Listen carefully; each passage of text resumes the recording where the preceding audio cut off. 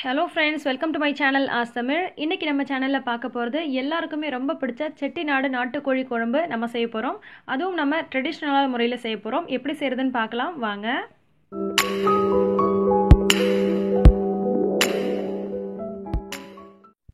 ஃபர்ஸ்டே நம்ம குழம்புக்கு தேவையான செட்டிநாடு மசாலாவை ரெடி பண்ணிக்கலாம்.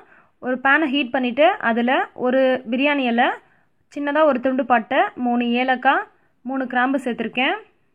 அதுக்கப்புறமா 1 டேபிள் ஸ்பூன் அளவுக்கு மல்லி போட்டுடலாம். 1 டீஸ்பூன் அளவுக்கு மிளகு சேர்த்துக்கிறேன். 2 டீஸ்பூன் அளவுக்கு ஜீரகம், 1 டீஸ்பூன் அளவுக்கு சோம்பு, பெருஞ்சீரகம் சொல்லுவோம் இல்லையா, இதில் ஒரு 5 அல்லது 4 காஞ்ச மிளகாய் சேர்த்து இதை நல்லா ரோஸ்ட் பண்ணிக்கோங்க. ரொம்ப ஹை ஃப்ளேமில் வைக்காமல் மீடியம் ஃப்ளேமில் வச்சு இதை நல்லா ரோஸ்ட் பண்ணி எடுத்துடலாம்.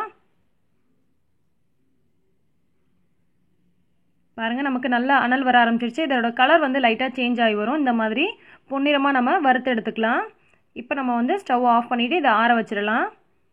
ஆறுனதுக்கப்புறமா இந்த மாதிரி ஒரு ஜாரில் மாற்றிக்கோங்க. இப்போ அரைக்கிறதுக்கு முன்னாடி ஒரு 3 டேபிள் ஸ்பூன் அளவுக்கு துருவின தேங்காய் இது கூட சேர்த்துக்கலாம். சேர்த்துட்டு இதை நம்ம அரைச்சி விட்டு எடுத்துடலாம். இப்போ பார்த்திங்கன்னா இந்த மாதிரி பொடியாக இருக்கும். இப்போ இந்த பொடி பார்த்திங்கன்னா ஒரு 1 கிலோ அளவுக்கு இது சரியான அளவாக இருக்கும். இது கூடவே நான் தண்ணியும் ஊற்றி அரைச்சிக்கிறேன். இந்த மாதிரி நமக்கு பேஸ்ட் மாதிரி கிடைக்கும். இந்த பேஸ்ட்டை நம்ம ஃப்ரிட்ஜில் வச்சு 1 வீக் வரைக்கும் கூட யூஸ் பண்ணிக்கலாம். இதை நம்ம சிக்கன், மட்டன் எதுக்கு வேணாலும் யூஸ் பண்ணிக்கலாம். இப்போ நம்ம குழம்பு தாளிக்க ஆரம்பிச்சிடலாம். மண்பானையை வச்சு அதில் கொஞ்சமாக எண்ணெய் ஊற்றிருக்கேன். இந்த ரெசிபி செய்கிறதுக்கு நல்லெண்ணெய் ஊற்றுனீங்கன்னா ரொம்ப சூப்பராக இருக்கும். 2 கைப்பிடி அளவுக்கு சின்ன வெங்காயம் எடுத்திருக்கேன். சின்ன வெங்காயத்தில் செய்யும் போது செம்ம டேஸ்ட்டாக இருக்கும். ஸோ இப்போ சின்ன வெங்காயம் போட்டு நல்லா வதக்கிடலாம். நார்மலாக நீங்கள் கடாயில் செய்கிறத விட இந்த மாதிரி மண்பாத்திரத்தில் வச்சு கோழி குழம்பு வச்சு பாருங்களேன், அவ்வளோ சூப்பராக இருக்கும். இப்போ நமக்கு நல்லா வெங்காயம் வதங்கி வந்துருச்சு. இந்த ஸ்டேஜில் 1 டேபிள் ஸ்பூன் அளவுக்கு இஞ்சி பூண்டு விழுது சேர்த்துக்கிறேன்.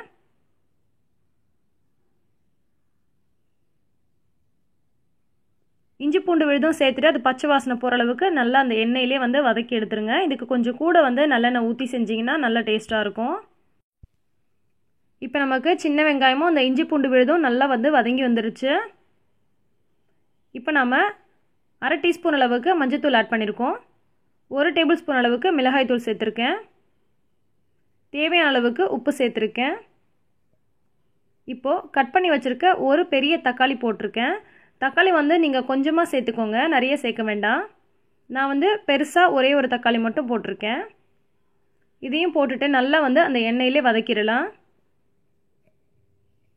இப்போ தக்காளியும் நமக்கு ஓரளவுக்கு வதங்கி வந்துருச்சு. இப்போ நம்ம அரைச்சி எடுத்து வச்சுருக்க இந்த செட்டிநாடு மசாலாவையும் நம்ம இதில் சேர்த்துடலாம். இதையும் சேர்த்துட்டு நல்லா வதக்கிடுங்க அந்த எண்ணெயிலேயே. ரொம்ப நேரம் வதங்கணும் அப்படின்ற அவசியம் கிடையாது. ஜஸ்ட்டு எண்ணெயில் ஒரு முறை வதக்கினாலே போதும். இப்போ அதுக்கு தேவையான அளவுக்கு நம்ம தண்ணி விட்டுடலாம். இதுக்கு கொஞ்சம் கூட தண்ணி விட்டுக்கோங்க. ஏன்னா நாட்டுக்கோழி அப்படின்னும் போது நமக்கு வேகிறதுக்கு கொஞ்சம் டைம் எடுக்கும். நார்மலாக நீங்கள் பிராய்லர் சிக்கன் யூஸ் பண்ணுறீங்கன்னா அது சட்டுன்னு வெந்துடும். ஆனால் நாட்டுக்கோழி கொஞ்சம் நேரம் ஆகும். ஸோ அதனால் நான் கூட கொஞ்சம் தண்ணி ஊற்றிருக்கேன். அடுத்து நாம் எடுத்து வச்சுருக்க அந்த சிக்கனை சேர்க்க போகிறோம். ஆனால் சிக்கன் சேர்க்கறதுக்கு முன்னாடி கொதி வந்துடணும். கொதி வந்ததுக்கு அப்புறமா தான் நம்ம சிக்கன் சேர்க்கணும். அதுக்கு முன்னாடியே சேர்க்காதீங்க. மூடி போட்டு இந்த மாதிரி கொதி வர விட்டுறலாம். கொதி வந்ததுக்கு அப்புறமா நாம் எடுத்து வச்சுருக்க அந்த சிக்கன் பீசஸை இதுக்குள்ளே நம்ம சேர்த்துடலாம்.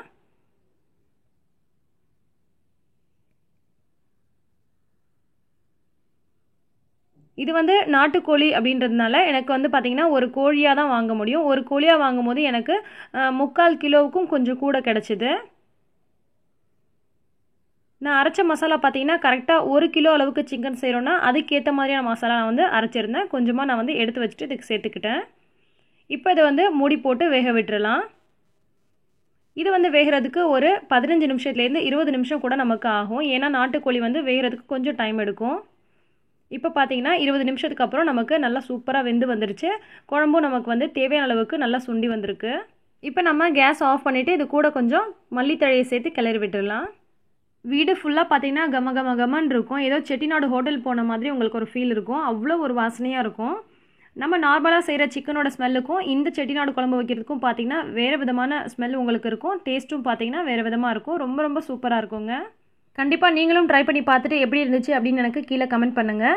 இந்த வீடியோ உங்களுக்கு பிடிச்சிருந்துச்சுன்னா லைக் பண்ணி மற்றவங்களுக்கும் ஷேர் பண்ணுங்கள். இன்னும் பல சூப்பரான சுவையான ஆரோக்கியமான வெரைட்டி ரெசிபிஸ் அண்ட் டிப்ஸ் உடனுக்குடன் தெரிஞ்சுக்க ஆஸ் தமிழ் சேனலை உடனே சப்ஸ்கிரைப் பண்ணிடுங்க. எல்லா புகழும் இறைவனுக்கே. நன்றி.